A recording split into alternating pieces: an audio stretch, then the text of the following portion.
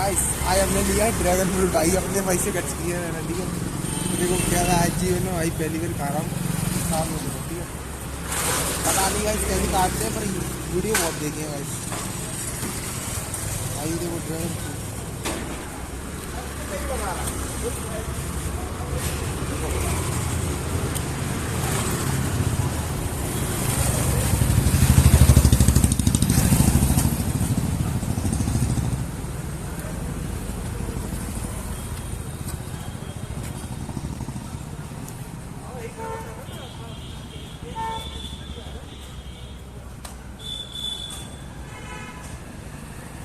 तो गाइस देखो इसमें छोटे छोटे बीज होते हैं, ये ब्लड के लिए बहुत फायदेमंद होते हैं। गाइस ये ड्रैगन फ्रूट है, ड्रैगन फ्रूट भाई। नमक है काला।